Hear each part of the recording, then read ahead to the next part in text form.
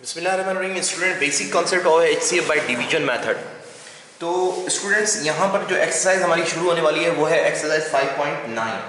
तो exercise 5.9 start करने से पहले हमें HCF तो फाइंड करना है, लेकिन बाय डिवीजन मेथड। तो ये डिवीजन मेथड से हम HCF कैसे फाइंड करते हैं? HCF का मतलब तो हम जानते हैं हाईएस्ट कॉमन फैक्टर। तो हाईएस्ट कॉमन फैक्टर यानी HCF हम डिवीजन मेथड से कैसे फाइंड करेंगे? लास्ट क्वेश्चन में हमने फैक्टर मेथड से किया था।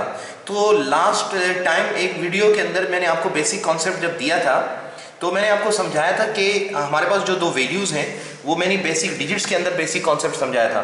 तो यहाँ पर भी मैं बेसिक कॉन्सेप्ट पे समझाना चाहूँगा। और मैंने समझाया था पहले लास्ट वीडियो में कि दो नंबर कोई 8 और 12 हैं, और इन दोनों कॉमन नंबर्स जो मैं पहले भी ले चुका हूँ, इनको दोबारा लेते हुए मैं समझा रहा हूँ कि हमने HCF फाइंड किया था बाय फैक्टर मेथड। कैसे था कि इसको हमने फैक्टराइज किया, 8 को हमने फैक्टराइज किया, 8 को फैक्टराइज किया तो 2 इंटू 2 इंटू 2 आ गया, और 12 को फैक्टराइज किया तो 2 इंटू 2 इंटू 3 आ गया।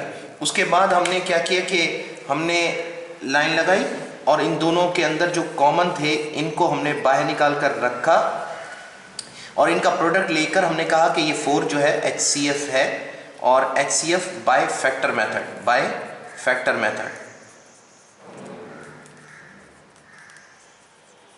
तो अब यहां पर इसी तरीके के बाद इन्हीं दो नंबर को अगर हम उठाएं 8 और 12 को, जैसे कि यहां पर हम 8 और 12 उठाते हैं, मिसाल के तौर पर यही दो नंबर हम उठा लेते हैं 8 एंड 12, और 8 और 12, और अब हम इसको इन्हीं दो नंबर का डिवीजन मेथड से HCF कैसे फाइंड करेंगे? तो डिवीजन मेथड से HCF फाइंड करने के लिए स्टूडेंट देखें 8 एंड 12 है, तो आपने ये सोचना है कि कौन सी वैल्यू बड़ी है। 12 तो उसको अंदर रखेंगे और 8 से इसको डिवाइड करेंगे। HCF डिवीजन मेथड से इस तरीके से फाइंड होता है कि उसको डिवाइड किया जाता है बाकायदा। तो हम डिवाइड करने के लिए क्या करते हैं कि 12 को अंदर रखते हैं और 8 से डिवाइड करना शुरू करते हैं। तो जब हम इसको डिवाइड करना शुरू करेंगे तो ज़ाहिर है 8 का टेबल 12 पे 8 वन 8 टाइम जाएगा, 8 वन 8 आएगा, और उसके बाद जब हम इसका सब्ट्रैक्ट करेंगे तो हमारे पास 4 की वैल्यू आएगी। जो हमारे पास रिमाइंडर आएगा डिवाइड करने के बाद, अब ये जो रिमाइंडर होगा वो इस डिवाइजर को डिवाइड करेगा। ये मेथड ऑफ HCF है डिवीजन मेथड का। हम जब अलजेब्रा में करेंगे उसमें भी ऐसे ही दो वैल्यूज जो हमें मिलेंगी, उस वैल्यू के अंदर जो बड़ी वैल्यू होगी उसको अंदर रखेंगे, छोटी वैल्यू से हम डिवाइड करेंगे, ठीक है। और उसके बाद डिवाइड करने के बाद जो हमारे पास रिमाइंडर आएगा वो अगेन इस डिवाइजर को डिवाइड करेगा। ये रिमाइंडर है 4 और 8 डिवाइजर है, तो रिमाइंडर जो है वो डिवाइजर को डिवाइड करेगा। तो अब हमारे पास यहाँ पर जो वैल्यू डिवाइजर है उसको हम इस तरह से जोड़ेंगे वापस डिवीजन को, और ये जो डिवाइजर इसको अंदर रखकर फिर 4 इसको दोबारा डिवाइड करेगा, 4 टू द 8, और जब रिमाइंडर 0 आ जाएगा तो हमारा क्वेश्चन स्टॉप हो जाएगा। अब आंसर असल में ये होता है, लेकिन यहाँ पर जो HCF बाय डिवीजन मेथड है उसमें आंसर हमेशा डिवाइजर होगा जब रिमाइंडर 0 आ जाए। तो ये जो डिवाइजर है वो हमारा आंसर है। और अब हमने डिवीजन मेथड से HCF फाइंड किया है, और ये HCF में हम यहाँ पर लिखेंगे कि देखें HCF हमारा इसमें 4 निकला है, और हम कहेंगे कि HCF बाय डिवीजन मेथड। तो ये डिवीजन मेथड से हमने इसका HCF फाइंड किया है स्टूडेंट्स, देखें। और यहाँ पर जो हमारा HCF निकला है वो आप देखें गौर से, तो 4 निकला है, और जो हमने फैक्टराइजेशन से निकाला था वो भी 4 ही निकलेगा, लाजिमन वही आएगा, सेम आएगा।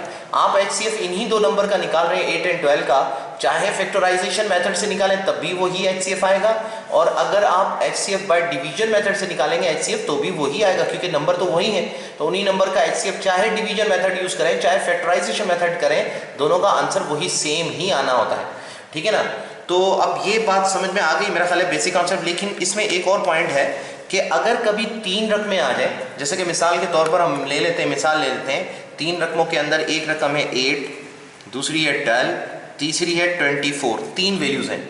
अगर 3 वैल्यूज़ का हमें HCF लेना पड़े, जैसे लास्ट एक्सरसाइज के अंदर 3 वैल्यूज़ आ गई थी और 3 वैल्यूज़ का HCF बाय फैक्टराइजेशन मेथड से हमने निकाला था, तीनों को फैक्टराइज कर रहे थे, तो तीनों में जो कॉमन था वो निकाल रहे थे। लेकिन अब डिवीजन मेथड में ये होगा कि किसी भी बड़ी वैल्यू को अंदर रखने के बाद डिवीजन में, चाहे 24 को रखें ये बड़ी वैल्यू है, चाहे 12 को अंदर रखें ये भी बड़ी है 8 से, तो किसी भी बड़ी वैल्यू को अंदर रखकर उससे छोटी वैल्यू, उससे छोटी, जैसे अगर हम 12 रख रहे हैं तो उससे छोटी वैल्यू 8 से डिवाइड करेंगे, अगर हम 24 रख रहे हैं तो उससे छोटी वैल्यू, 24 से छोटी वैल्यू 12 भी है, 8 भी है, दोनों से किसी से भी डिवाइड कर सकते हैं 24 को।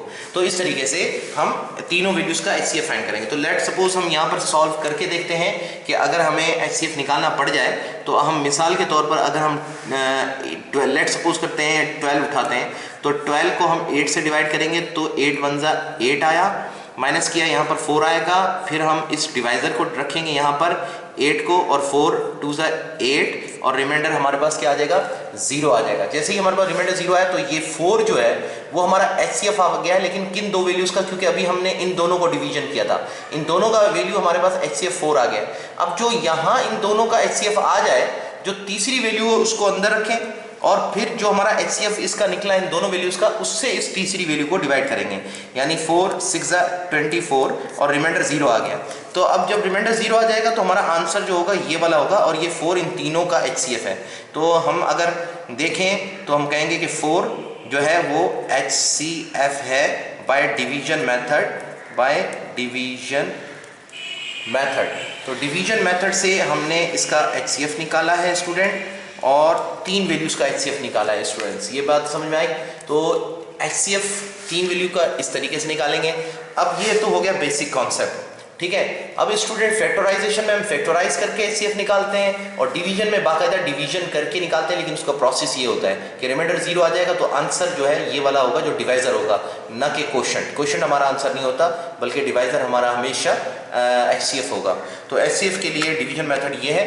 अब नेक्स्ट वीडियो में जो हम देखेंगे तो वो हम बाकायदा 5.9 का क्वेश्चन सॉल्व करके देखेंगे कि अलजबरा के अंदर बिल्कुल यही तरीका यूज हो रहा होगा, लेकिन उसमें अलजबरा है, वेरिएबल्स होते हैं, तो उसके अंदर 1-2 पॉइंट्स हैं जिनको हमें जहन में रखना चाहिए और तरीका बिल्कुल यही सेम होगा। डिवाइड करना होगा, अगर 2 वैल्यूज हैं तो ऐसे डिवाइड करेंगे, अगर 3 वैल्यूज हैं तो बड़ी वैल्यू को रखकर छोटी किसी भी से डिवाइड कर सकते हैं। अगर वैल्यूज तीनों बराबर हैं तो किसी भी वैल्यू को अंदर रखें और किसी से भी डिवाइड करें, लेकिन अलजबरा में एक पॉइंट का ख्याल रखना होता है, वो अलजबरा में चले मैं आपको बताऊंगा, ठीक है। तो अभी ये मेरा कॉन्सेप्ट क्लियर हो चुका है स्टूडेंट्स। अब नेक्स्ट वीडियो में देखिएगा, इसमें अगर कोई प्रॉब्लम है तो मुझसे डिस्कस कर लीजिएगा।